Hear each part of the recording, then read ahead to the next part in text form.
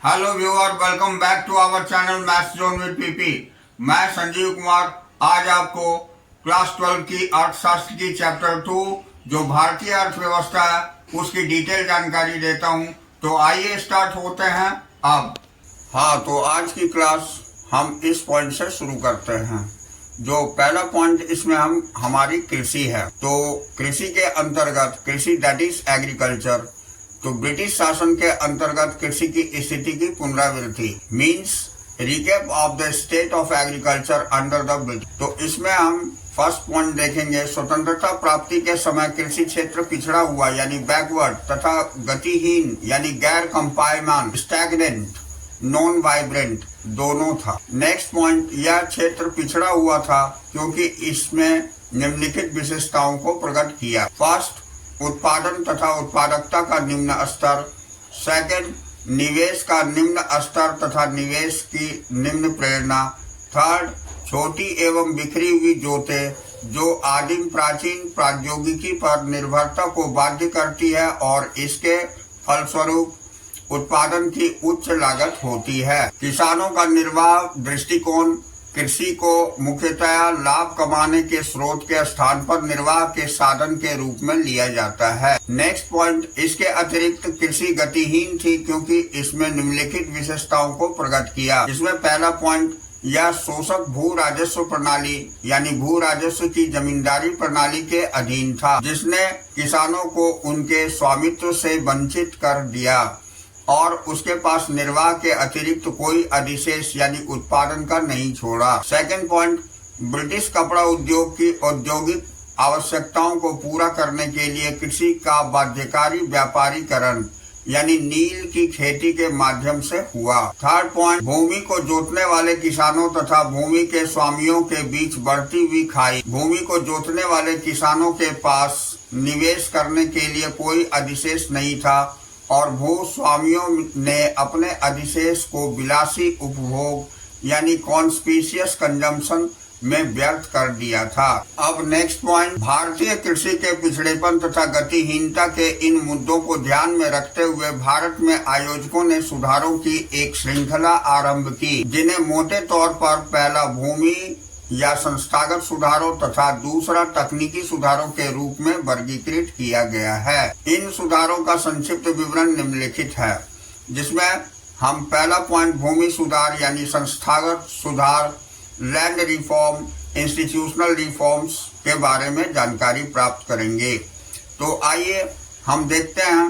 भूमि सुधार एवं संस्थागत सुधार भारतीय कृषि में असमानता को कम करने पर केंद्रित थे तथा इनमें सरकार द्वारा किए गए निम्नलिखित कार्य सम्मिलित थे। पहला है मध्यस्थों का उन्मूलन यानी एवोल्यूशन ऑफ इंटरमीडियरीज। तो मध्यस्थों राज्य तथा भूमि के वास्तविक जोतने वालों के बीच, जिन्हें जमींदारों के नाम से भी जाना जाता है, का उन्मूलन कर दिया गया है। स्वामित्व का अधिकार भूमि को वास्तविक रूप से जोतने वाले किसानों को दे दिया गया है। परिणाम स्वरूप सरकार का उद्देश्य दो निम्नलिखित लक्ष्यों को प्राप्त करना था। इसमें पहला जमींदारों द्वारा किसानों का शोषण बंद करना और दूसरा था खेती करने वालों को भूमि पर उनके स्वामी के रूप में सुधार करने के लिए प्रोत्साहित करना। अब मध्यस्थों के उन्मूलन का नतीजा यह था कि लगभग 200 लाख काश्तकारों को स्वामित्व के अधिकार प्राप्त हुए और भू राजस्व के भुगतान हेतु वे सीधा सरकार के संपर्क में आ गए। अब हम अगला पॉइंट देखेंगे, भूमि की उच्चतम सीमा यानी सीलिंग ऑन लैंड होल्डिंग। तो भूमि के वितरण में साम्य यानी समानता को प्रोत्साहित करने की दृष्टि से जोतों के आकारों को उच्चतम सीमा निश्चित कर दी गई है। इसका तात्पर्य जुताई की गई भूमि का अधिकतम आकार निर्धारित करने से है जो एक व्यक्ति या एक परिवार रख सकता है। नेक्स्ट पॉइंट, भूमि की उच्चतम सीमा का लक्ष्य कुछ व्यक्तियों के हाथों में भूमि के स्वामित्व के विकेंद्रीकरण को कम करना है। नेक्स्ट पॉइंट, निर्धारित उच्चतम सीमा से ऊपर की भूमि को सरकार ने स्वयं ले लिया है और उसका पुनर्वितरण छोटे किसानों अथवा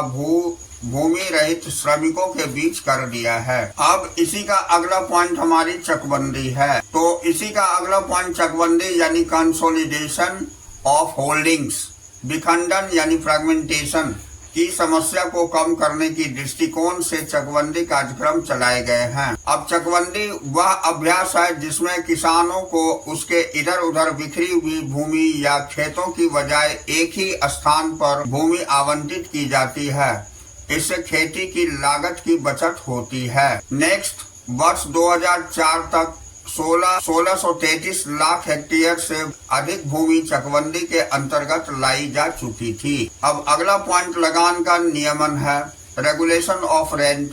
किसानों से अत्यधिक और गैर कानूनी जबरदस्ती वसूली को समाप्त करने के लिए लगान निश्चित कर दिए गए हैं। सामान्यतः इन्हीं लगान राशि फसल के मूल्य की 1/3 से अधिक नहीं है। अगला पॉइंट सहकारी खेती है, जिसको हम कोऑपरेटिव फार्मिंग बोलते हैं। तो छोटे जोत धारकों को सौदा शक्ति बढ़ाने के लिए सहकारी खेती को प्रोत्साहित किया गया था। सामूहिक रूप से वे कम कीमत पर आगते खरीद सकते हैं और अधिक कीमत पर अपने उत्पादन को बेच सकते हैं। हाँ, अब हम अगला पॉइंट भूमि सुधार का अधूरा यानी अपूर्ण कार्यान्वयन देखेंगे, जो sketchy incomplete implementation of land reforms है।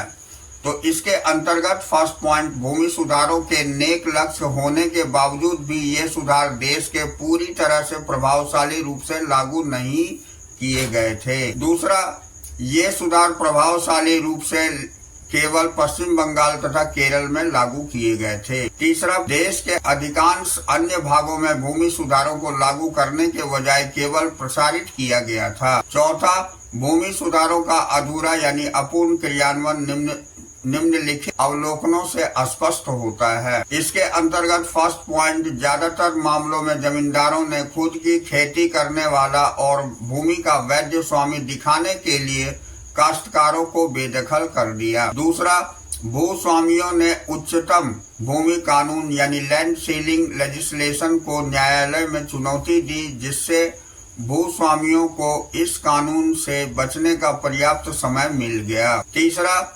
भूस्वामी अपनी अधिशेष भूमि को अपने निकट संबंधियों के नाम कराने में सफल रहे। अब हम अगला पॉइंट देखते हैं, तकनीकी सुधार, जो HYV प्रौद्योगिकी तथा हरित क्रांति है, जो technological reform HYV technology and green revolution के नाम से जाना जाता है।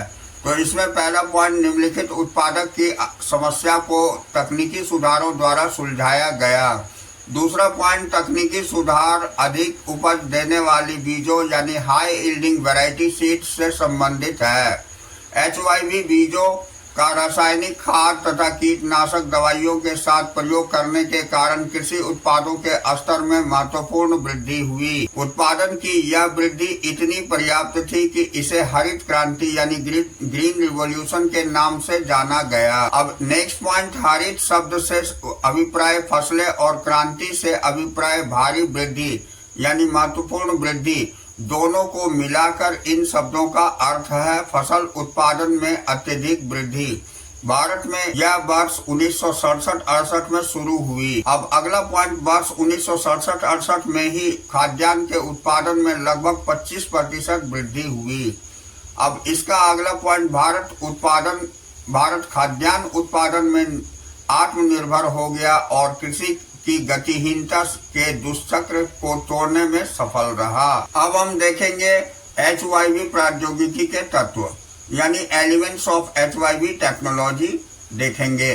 तो HYV प्रौद्योगिकी के अंतर्गत 4 तत्व हैं जो नीचे दिए गए हैं।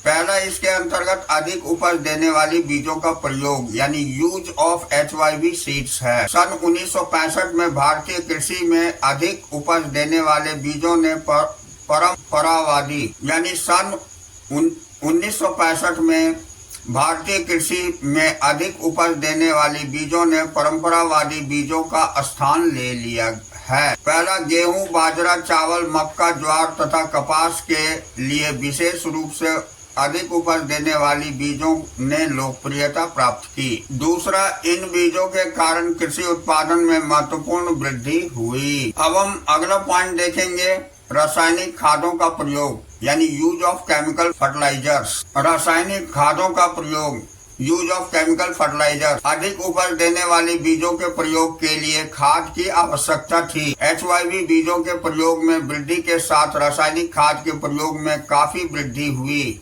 फर्टिलाइजेशन एसोसिएशन ऑफ इंडिया यानी fertilizer association of India FAI के अनुमानों के अनुसार 2023-24 के दौरान भारत में लगभग 306.42 लाख टन रासायनिक खादों का प्रयोग हुआ था। अब अगला पॉइंट, फसल संरक्षण के लिए कीटनाशक दवाइयों का प्रयोग यानी use of insecticides and pesticides for the crop protection. फसलों को बीमारी तथा कीड़ों मकोड़ों से बचाने के लिए HYV बीजों के प्रयोग के साथ कीटनाशक दवाइयों का प्रयोग आवश्यक है। अब इसके लिए 14 केंद्रीय पौध संरक्षण केंद्र यानी सेंट्रल प्लांट प्रोटेक्शन सेंटर्स स्थापित किए गए हैं। पौध संरक्षण के लिए एकीकृत कीटनाशक प्रबंध कार्यक्रम यानी इंटीग्रेटेड पेस्ट मैनेजमेंट प्रोग्राम को अपनाया गया है।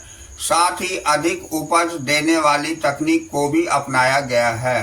अब अगला पॉइंट हम देखेंगे, सिंचाई की सुविधाओं का विस्तार यानी एक्सपेंशन ऑफ इरिगेशन फैसिलिटीज।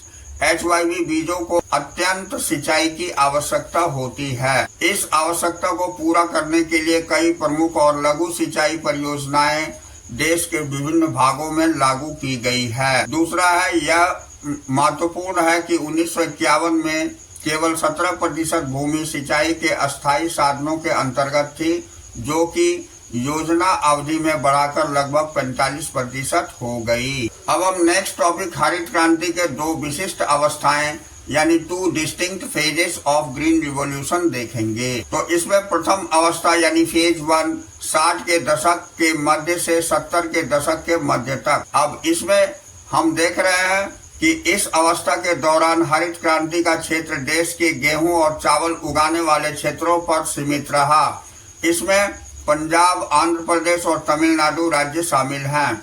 इसका कारण यह है कि HYV सीड बीजों को रासायनिक खादों तथा कीटनाशकों के सही अनुपात में प्रयोग के साथ साथ पानी की निरंतर आपूर्ति की आवश्यकता होती है। प्रथम अवस्था में केवल वे किसान इसका लाभ उठा सके जिनके पास आगतों को खरीदने के लिए पर्याप्त वित्तीय संसाधन थे। अतएव क्रांति देश के समृद्ध क्षेत्रों में सिमट कर रह गई। अब द्वितीय अवस्था यानी फेज 2 ये 70 के दशक के मध्य से 80 के दशक के मध्य तक। तो इसमें पहली पॉइंट, इस अवस्था के दौरान हरित क्रांति का प्रभाव बहुत व्यापक हो गया। यह प्रभाव देश के कई भागों तथा फसलों की बड़ी संख्या पर पड़ा। दूसरी पॉइंट, दूसरा अवस्था के दौरान सरकार ने छोटे किसानों को बहुत निम्न ब्याज दर पर ऋण प्रदान किया तथा रासायनिक खादों एवं कीटनाशकों की दरों में रियायत दी, जिससे आधुनिक आगतों छोटे किसानों की पहुंच में आ गई। अगला पॉइंट, परिणाम स्वरूप छोटे किसान का हरित क्रांति में समावेश हो गया। फिर अगला, अतएव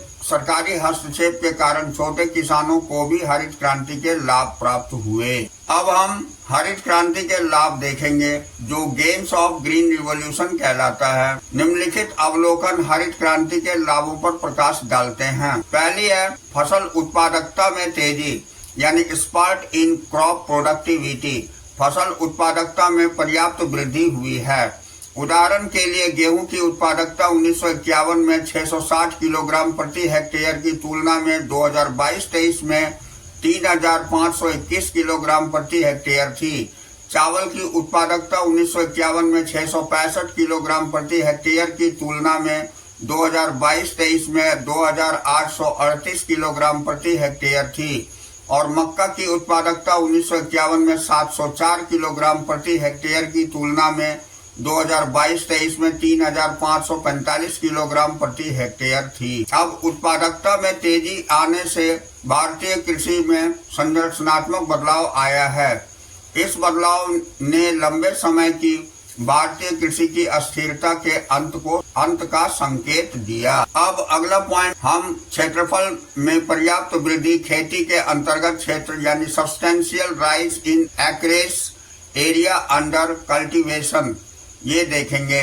तो अधिक उपज देने वाली तकनीक HYV टेक्निक के प्रयोग ने फसलों के बोने तथा काटने के बीच समय अंतर को काफी मात्रा में कम कर दिया है। अब रासायनिक उर्वरकों के प्रयोग ने भूमि की परती छोड़ने यानी फैलोइंग की आवश्यकता को दूर कर दिया है। इसके फलस्वरूप दोहरी फसल उगाना आसान हो गया।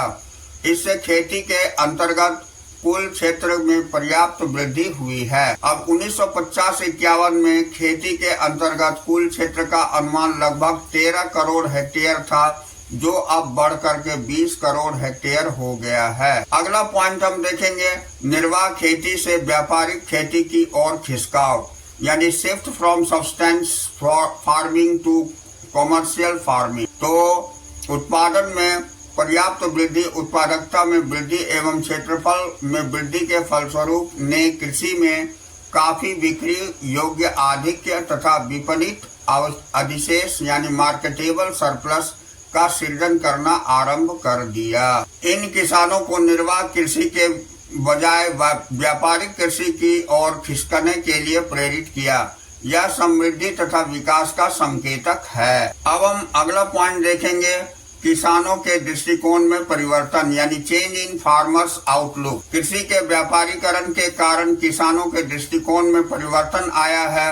खेती को केवल जीवन निर्वाह के स्रोत के रूप में नहीं देखा गया है, इसे एक व्यापारिक कार्य यानी कॉमर्शियल वेंचर के रूप में देखा जाने लगा है। अब अगला पॉइंट, खाद्यान्न उत्पादन में आत्मनिर्भरता और बफर स्टॉक यानी self sufficiency in food grains production and buffer stocks हम देखेंगे। तो इसमें फसल उत्पादन में वृद्धि, क्षेत्रफल में वृद्धि तथा उत्पादकता में वृद्धि के कारण भारत खाद्यान्न उत्पादन में आत्मनिर्भर हो गया। अब इसके अंतर्गत फसल उत्पादन में तेजी के कारण खाद्यान्नों के बाजार मूल्य में कमी आई।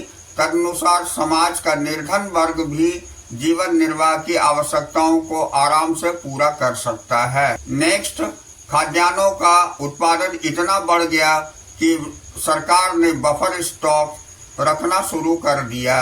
ये स्टॉक खेती की निम्न आपूर्ति के समय प्रयोग किए जाते हैं। अब हम हरित क्रांति के लाभ महत्वपूर्ण परंतु पर्याप्त नहीं, यानी gains of green revolution significant but not sufficient, अथवा हरित क्रांति की सीमाएं यानी लिमिटेशंस ऑफ ग्रीन रिवॉल्यूशन देखेंगे। तो आइए इसके बारे में डिटेल जानकारी लेते हैं। तो इसमें दिया हुआ है कि निम्नलिखित अवलोकन भारत में हरित क्रांतियों की सीमा विफलताओं को दर्शाते हैं। तो इसमें फर्स्ट पॉइंट, सीमित फसलें हैं, लिमिटेड क्रॉप्स। हरित क्रांति के कारण उत्पादन में क्रांतिकारी वृद्धि केवल अनाज यानी गेहूं एवं चावल तक ही सीमित था। दालों एवं व्यापारिक फसलों जैसे जूट, कपास, चाय आदि के उत्पादन में ऐसी कोई वृद्धि नहीं हुई। अगला पॉइंट, असमान प्रसार देखेंगे जो अनइवन स्प्रेड है। तो हरित क्रांति का विस्तार सभी क्षेत्रों में एक समान नहीं रहा है।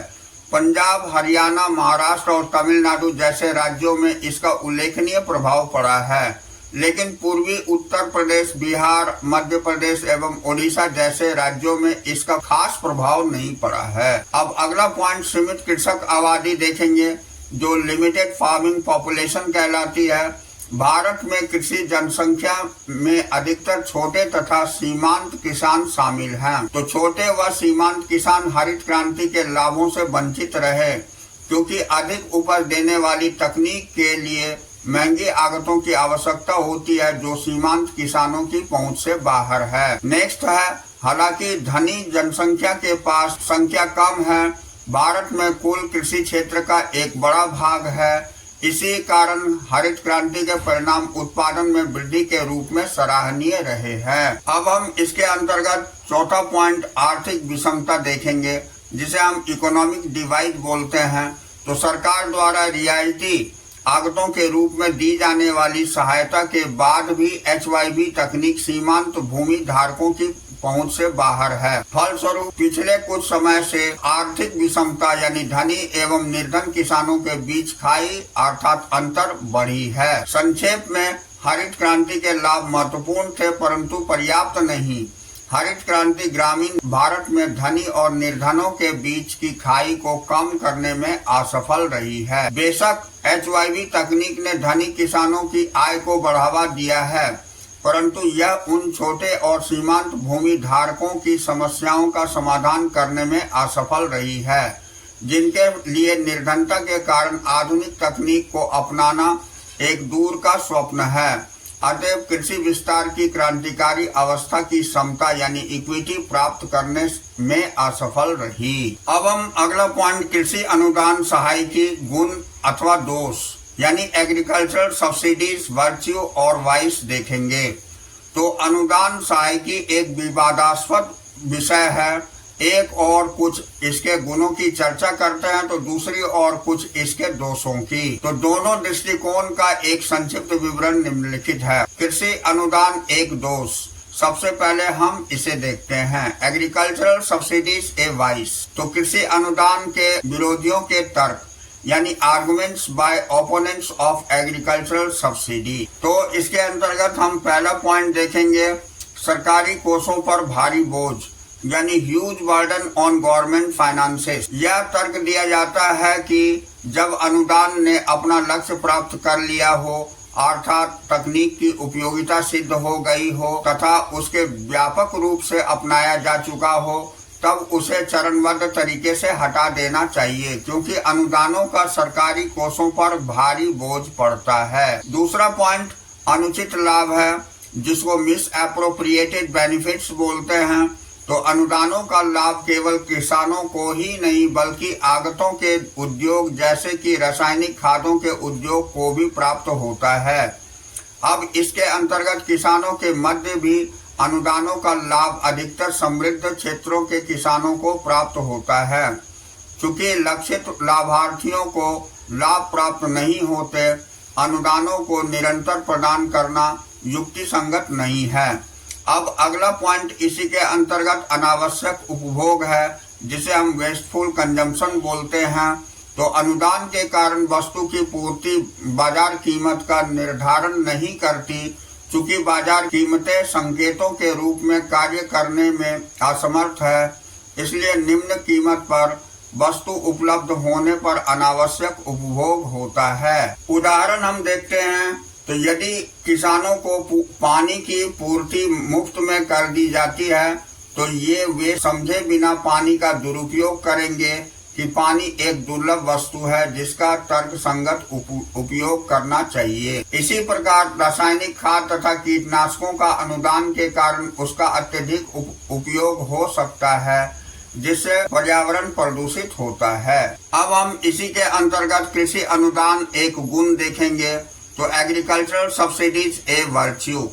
तो कृषि अनुदान के समर्थकों के तर्क यानी arguments by proponent of agricultural subsidy. तो भारत में कृषि एक जोखिम भरा व्यवसाय है, इसलिए अनुदान की आवश्यकता होती है। यह तर्क दिया जाता है कि बड़ी संख्या में किसान निर्धन है तथा उसके पास अनावश्यक आगत खरीदने के पर्याप्त साधन नहीं है, इसलिए अनुदान की आवश्यकता होती है। नेक्स्ट पॉइंट, अनुदानों का उन्मूलन करने पर धनी एवं निर्धन किसानों के बीच असमानता और बढ़ेगी, क्योंकि धनी किसान नई तकनीकी के लाभ प्राप्त कर सकते हैं परंतु निर्धन किसान नहीं। यानी संक्षेप में हम यह कह सकते हैं कि समय की मांग अनुदानों को कम करना नहीं है, परंतु यह सुनिश्चित करना है कि अनुदानों के लाभ सीधे लक्षित लाभार्थियों को प्राप्त हो। तो अगले दिन हम आपको ये उद्योग यानी इंडस्ट्री इस टॉपिक से लेके चलेंगे, ठीक है। तो आज के लिए इतना ही। नेक्स्ट डे हम लोग इस टॉपिक के साथ फिर मिलते हैं। तो that's all for today. We will meet again on the next class.